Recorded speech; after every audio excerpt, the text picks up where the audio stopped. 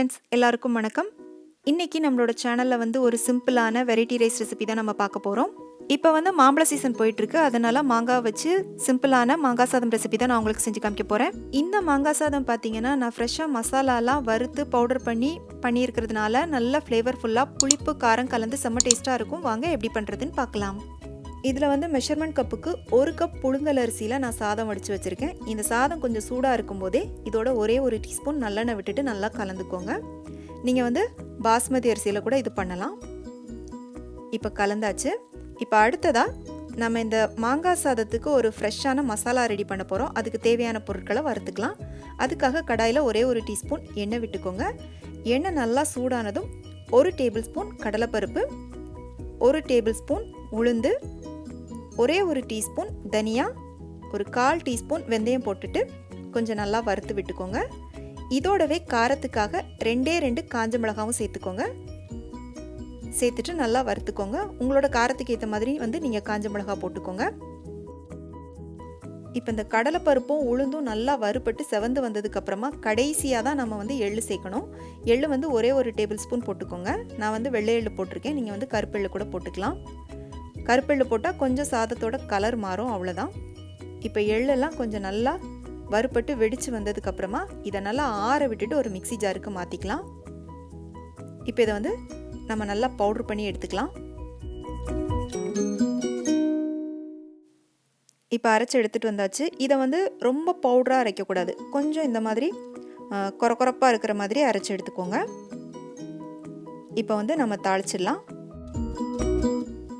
தாளிக்கிறதுக்காக கடாயில் ஒரு 2 table spoon நல்லெண்ணெய் விட்டுக்கோங்க. இந்த ரெசிபி நல்லெண்ணெயில் பண்ணிங்க அப்படின்னா நல்லா டேஸ்ட்டாக இருக்கும். எண்ணெய் நல்லா சூடானதும் 1/2 டீஸ்பூன் கடுகு போட்டுக்கோங்க. கடுகு வெடித்ததுக்கப்புறமா 1 டீஸ்பூன் கடலைப்பருப்பு போட்டுக்கோங்க. கூடவே காரத்துக்காக 2 காஞ்ச மிளகாய் கிள்ளி போட்டுக்கோங்க. போட்டுட்டு நல்லா வறுத்து விட்டுக்கோங்க.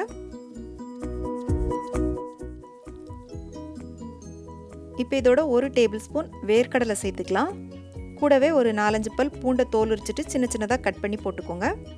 போட்டுட்டு கொஞ்சம் நல்லா வதக்கி விட்டுக்கோங்க. இப்போ நீங்கள் பச்சை வேர்க்கடலை போட்டிங்க அப்படின்னா வேர்க்கடலை போட்டு அது நல்லா வறுபட்டதுக்கு அப்புறமா தான் பூண்டு சேர்த்து வதக்கணும். நான் ஏற்கனவே வறுத்த வேர்க்கடலை தான் யூஸ் பண்ணியிருக்கேன், அதனால் பூண்டை கூடவே சேர்த்து போட்டுட்டேன். இப்போ காரத்துக்காக இன்னும் 2 பச்சை மிளகாய் போட்டுக்கலாம். போட்டுட்டு நல்லா வதக்கிக்கோங்க.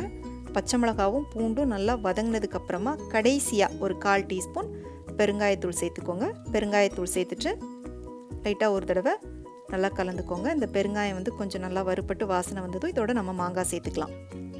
இதில் நான் மாங்காவை துருவி வச்சுருக்கேன். மெஷர்மெண்ட் கப்புக்கு 3/4 கப் அளவுக்கு வருது. நீங்கள் இந்த சாதம் பண்ணுறதுக்கு மாங்காய் எப்படி செலக்ட் பண்ணோம் அப்படின்னா மாங்காய் ஃபுல்லாக புளிப்பாக இருக்கக்கூடாது. ஒரு 75% புளிப்பு இருக்கணும், ஒரு 25% அதில் லைட்டான ஒரு இனிப்பு தன்மை இருக்கணும். அந்த மாதிரி மாங்காய் எடுத்தீங்க அப்படின்னா இந்த சாதத்துக்கு ரொம்ப நல்லாயிருக்கும். இப்போ மாங்காய் இதில் போட்டுக்கலாம். இப்போ அடுப்பை மீடியம் ஃப்ளேமில் வச்சுட்டு ஒரு 3 நிமிஷம் கொஞ்சம் வதக்குனீங்க அப்படின்னா இந்த மாங்காய் நல்லா வெந்துடும்.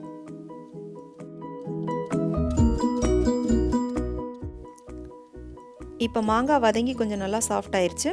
இப்போ ஒரு 1/2 டீஸ்பூன் மஞ்சள் தூள் சேர்த்துட்டு கூடவே நம்ம வறுத்து பவுட்ரு பண்ணி வச்ச ஸ்பெஷல் மசாலாவையும் போட்டுக்கோங்க. மசாலா போட்டுட்டு ரொம்ப நேரம் வதக்க வேண்டாம். ஏற்கனவே மசாலாவை நம்ம வறுத்து தான் பவுட்ரு பண்ணி வச்சுருக்கோம். அதனால் சும்மா அந்த மாங்காவோடு சேர்த்து இந்த மசாலா கலக்கிற மாதிரி ஒரு 1 நிமிஷம் மட்டும் வதக்கிக்கோங்க.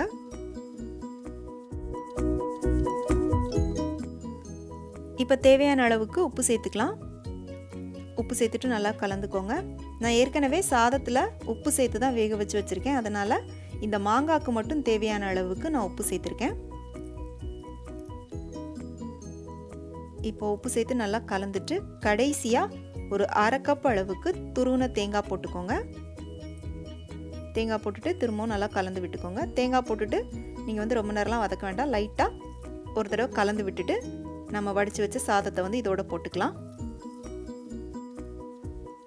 சாதத்தை போட்டுட்டு நல்லா கலந்து விட்டுக்கோங்க. இந்த மாங்காய் தொக்கும் சாதமும் நல்லா ஒன்றா மிக்ஸ் ஆகிற மாதிரி நல்லா கலந்து விட்டுக்கோங்க. நல்லா கமகமன்னு நல்லெண்ணெயோட வாசனையில் நல்லா புளிப்பும் காரமும் கலந்து கடலைப்பருப்பு உளுந்து எள்ளோட ஃப்ளேவரில் இந்த மாங்காய் சாதம் அட்டகாசமான டேஸ்ட்டில் இருக்கும். பாருங்கள், பார்க்கவே டெம்டிங்காக இருக்குது. இதில் நான் தாளிக்கும் போது என்கிட்ட கருவேப்பிலை இல்லை, அதனால் நான் சேர்க்கலை. கண்டிப்பாக கருவேப்பிலை சேர்த்துக்கோங்க. நீங்கள் வடகம், வத்தல், இதை சைடிஷாக வச்சுட்டு சாப்பிட்டிங்கனாலே அட்டகாசமாக இருக்கும். இந்த ரெசிபி உங்கள் எல்லாருக்கும் ரொம்ப பிடிச்சிருக்கும் அப்படின்னு நம்புகிறேன். கண்டிப்பாக ட்ரை பண்ணி பாருங்கள். பிடிச்சிருந்துச்சு அப்படின்னா உடனே லைக் பண்ணிவிட்டு உங்கள் ஃப்ரெண்ட்ஸ் அண்ட் ஃபேமிலிக்கு ஷேர் பண்ணுங்கள். மீண்டும் வேறொரு ரெசிபியோடு சந்திக்கிறேன். நன்றி, வணக்கம்.